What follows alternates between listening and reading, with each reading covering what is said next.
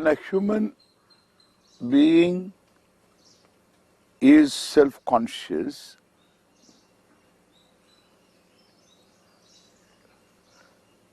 as we have already told, there should be a basis for choosing one's own actions. Interacting with the world is inevitable. If a human being is totally programmed,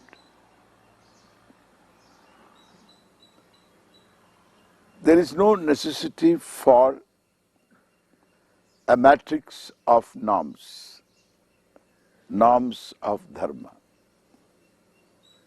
because there is no choice.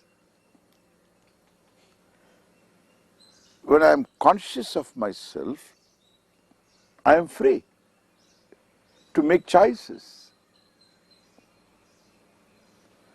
In self-consciousness alone lies freedom. I am so conscious of all my desires, of all my options, and therefore I must have a basis to choose, and that is what we say samanya dharma. Samanya dharma means values which everybody accepts. Everybody expects in terms of others' behavior towards oneself.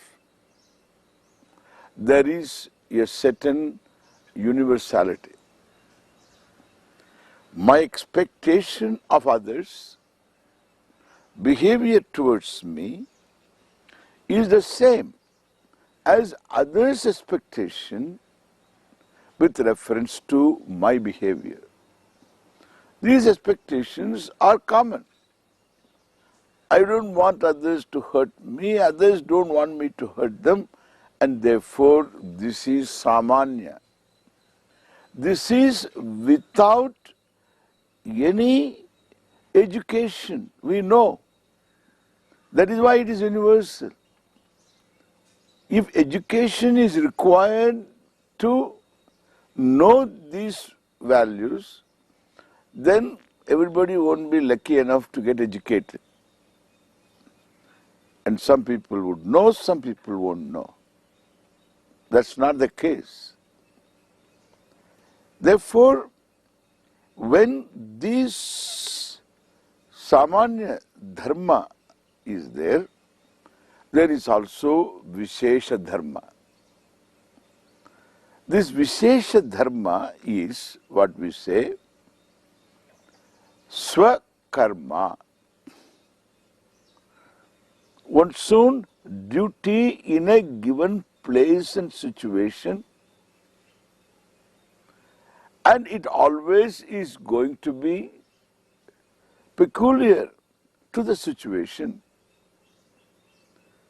and time and place, and that is to be understood without harming the samanya dharma.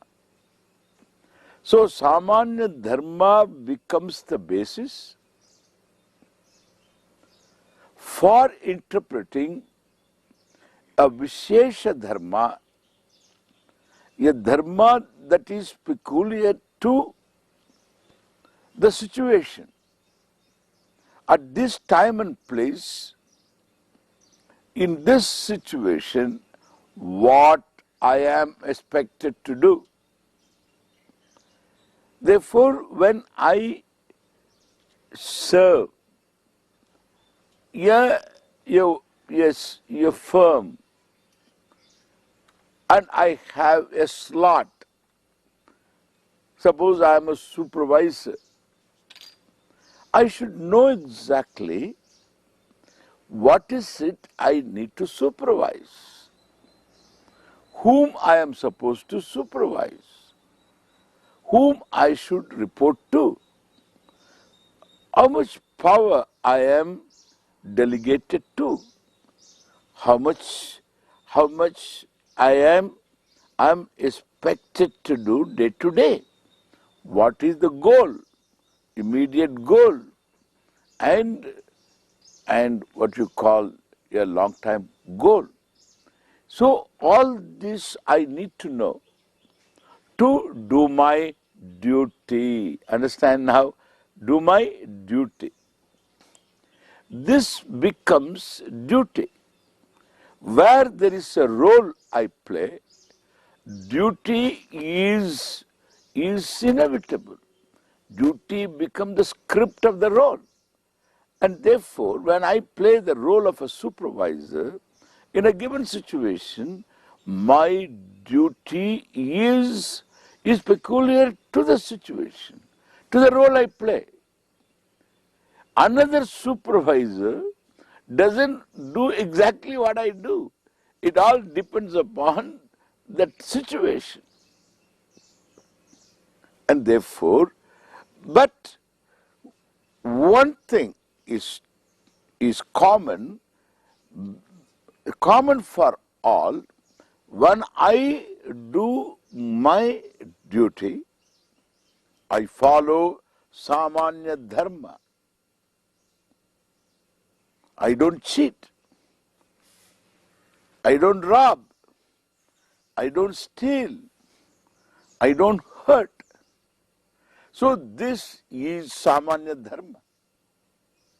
So samanya dharma is the bedrock for all our choices and options.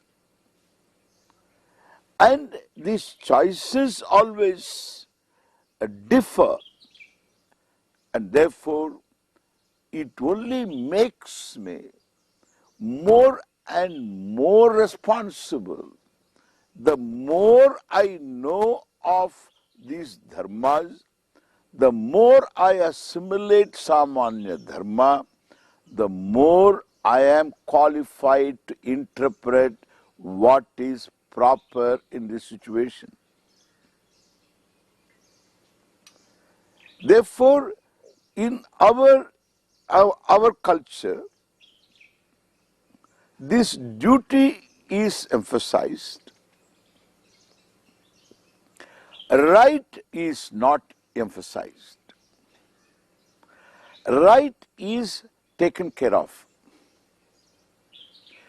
When I perform my duty towards others and others perform their duties towards me, I get my right. As an employee, I perform my duty, then I get the right as an employee when the employer performs his or her duty. The problem rises only when the employer doesn't perform his duty, her duty, toward the employees, then the problems all crop up. Therefore, an emphasis on duty is much more fruitful than emphasis on rights. Now, just because in one place somebody fails his or her duty, then there is a claim on rights, there is a certain demand for rights, and therefore what happens? The rights gain a supreme status. In this modern society, therefore there are citizens' rights, there are women's rights, there are human rights, and therefore all these rights are necessarily emphasized because people feel their rights are not safeguarded, are not given, and therefore there is an emphasis on rights inevitable when there is a failure on the part of certain people to perform their duties. Now, what should we do in this situation?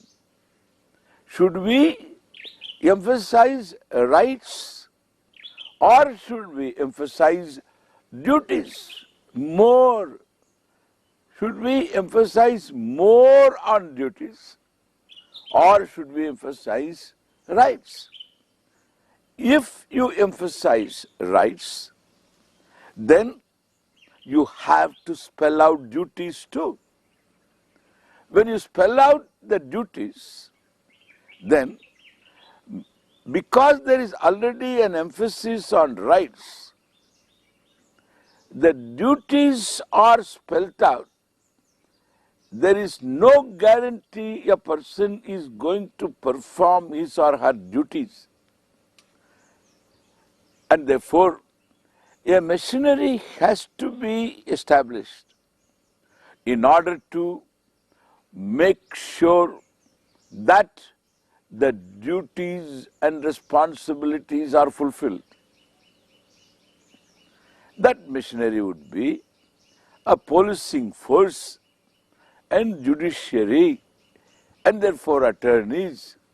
So these become more and more, and therefore what was God-given, a self-disciplining matrix of values, is completely relegated to the background, and the human tendencies to cut corners are given emphasis.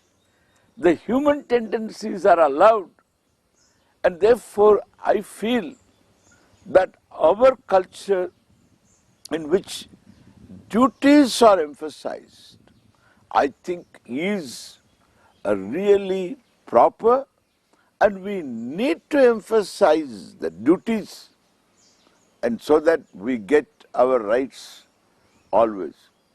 Women's rights or male's duties. Every male performs his duty towards women. The state performs its duty towards both men and women, towards citizens, and then the citizens get their rights. It has got to be impartial. And therefore, the state's duty becomes the citizen's right. The citizen's duty towards the state's right. Parental duty towards the children becomes the right of the children, and the children's duty towards the parents becomes the parental right, and similarly husband's duty is wife's right, and wife's duty towards the husband becomes husband's right.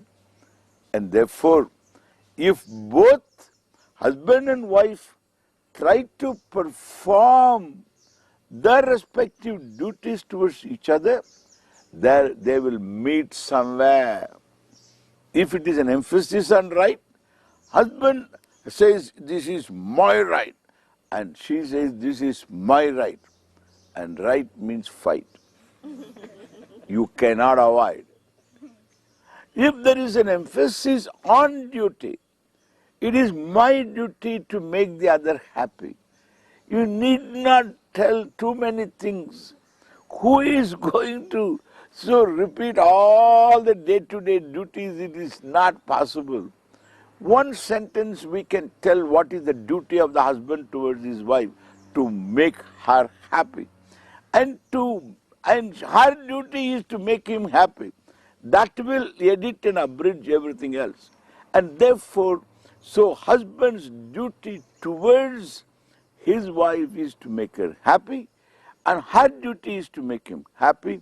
It is difficult to make anybody happy, and therefore, so there is an attempt.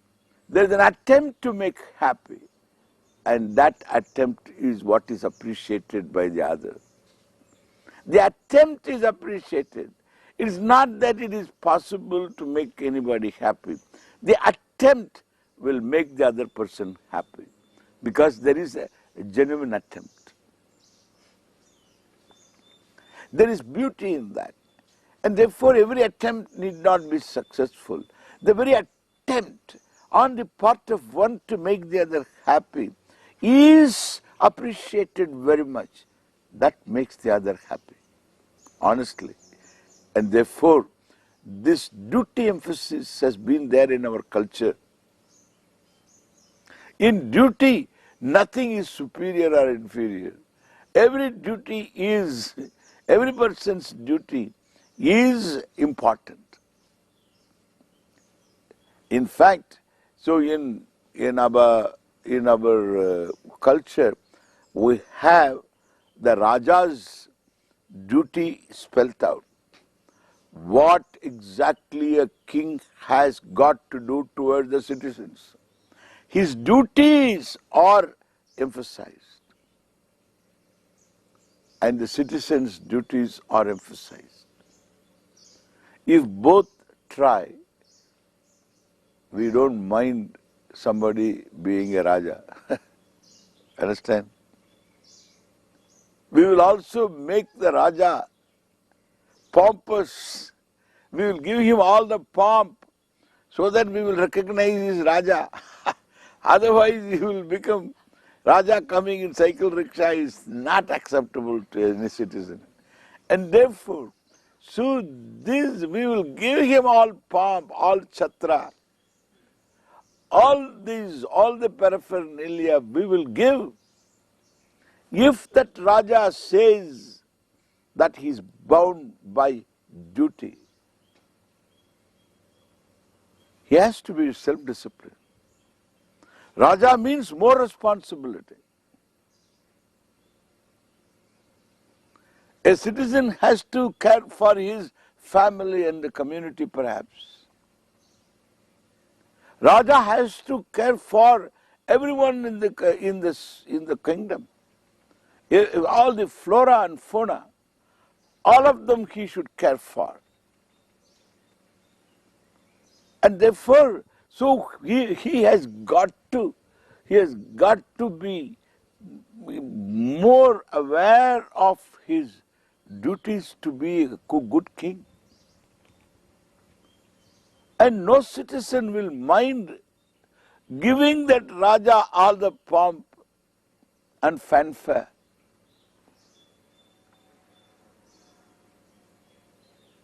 If Raja is aware of his duty. And if the Raja begins to grab, then we want democracy.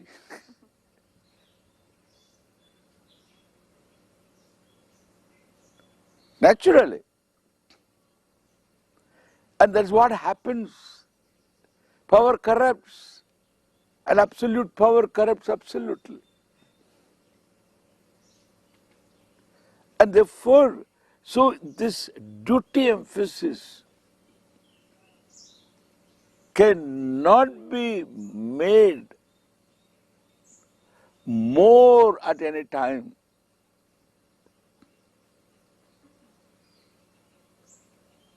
Because that's how we live our lives. And therefore, to understand our culture, it's important how our culture is based upon emphasis on duties. Even today, the concept of duty is still there. It's not gone. And somebody takes up a new job, And the person says, so I have joined duty. Somebody is giving up his job, resigning, and he says, he writes a letter, resignation letter, please relieve me of my duties. The father feels he has got duties still towards the family.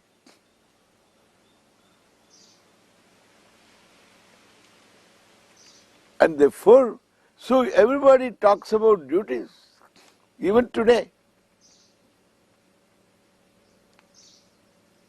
So I have day duty, I have night duty, not night work. I have night duty, I have day duty. Today I am off duty. Duty में जाता हूँ, going to work. In other countries, I find only duty-free goods,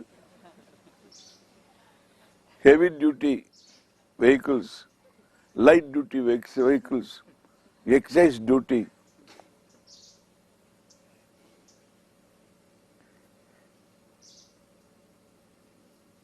Because the emphasis is on rights.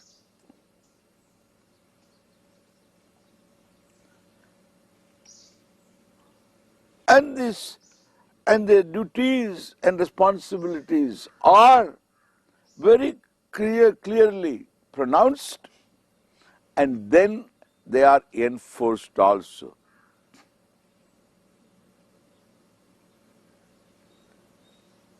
And therefore we are neither emphasizing too much on duties, nor we are emphasizing on rights and enforce the duties. Therefore we are in a transitional, because we are coming out of duty bound state to a right demanding state. इधर भी नहीं है, उधर भी नहीं है. Therefore I say that a re-emphasis on duties, and at the same time being aware of course, one's rights, others' rights. We should be aware of others' rights. Then we can perform our duties properly. Make everybody aware of others' rights. And that's what's important when we emphasize duties. Otherwise, one person performs his duty or her duty and the other doesn't care. It's a problem. And therefore, a society based on duty is definitely bound to conform to law and order much more than a society bound by rights. Thank you.